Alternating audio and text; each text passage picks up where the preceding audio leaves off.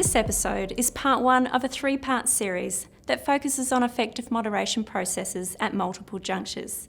In this episode, we will look at moderation before assessment takes place at the planning stage, as well as at various times throughout the teaching and learning sequence. The second episode will focus on effective practices for moderating a task, and we will finish the series by addressing moderation at the end of the reporting period. As outlined in the Peter 12 Curriculum Assessment and Reporting Framework, schools use a whole school approach to moderation processes to align curriculum, pedagogy, assessment and reporting, and to ensure consistent judgments and accurate reporting against the achievement standards. A whole school approach to moderation processes ideally involves developing and sustaining a shared assessment literacy, determining the focus of moderation using assessment and reporting data, engaging teachers in moderation processes to reach consensus about the evidence and student work at multiple junctures, and using data collected through moderation to inform an intentional approach to improvement. There are a number of resources available on the Assessment and Moderation Hub to support schools with each of these key elements of moderation.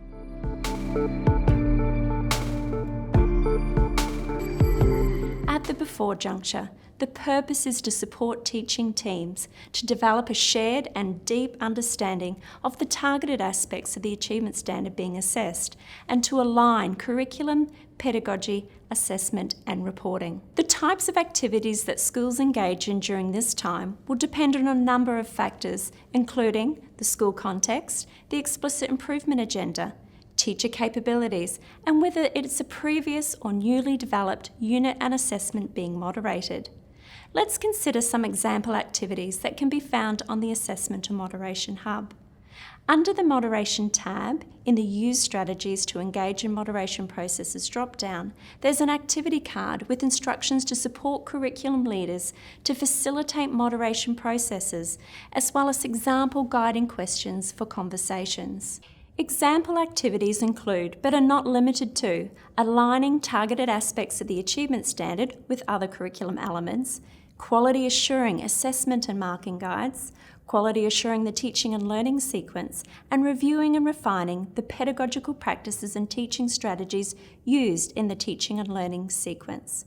For example, a school team in previous moderation conversations may have found that there was not a consistent understanding of how student evidence on a task demonstrated an aspect of the achievement standard on the marking guide, so they may choose to spend time aligning the targeted aspect of the achievement standard to other curriculum elements to build that shared understanding. An alignment template can be found on the Assessment and Moderation Hub. Under the Curriculum tab, go to the Understand Achievement Standards drop-down and you will find it under Resources and Links.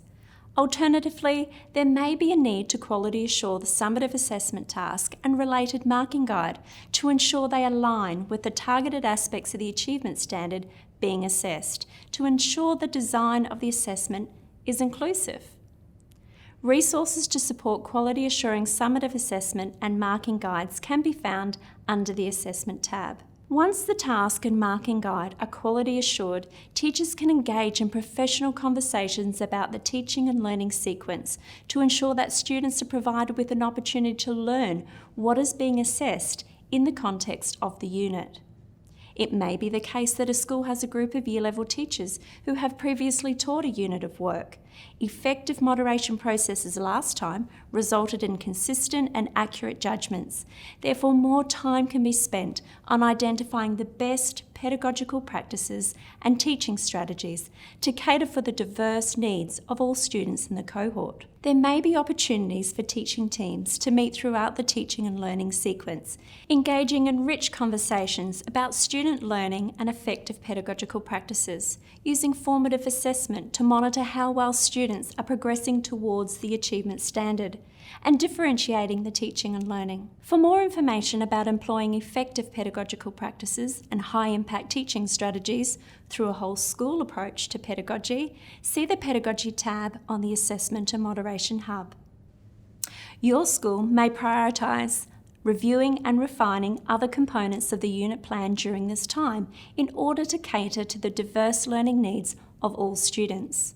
There may be a need to plan adjustments in the teaching and learning, and to make adjustments in the mode and conditions of summative assessment for particular students. This is also an opportune time to confirm timing and conditions for administering the assessment. There may be other activities that are appropriate to your context to ensure that teachers develop a shared and deep understanding of the aspects of the achievement standard being assessed and have opportunities to align curriculum, pedagogy, assessment and reporting.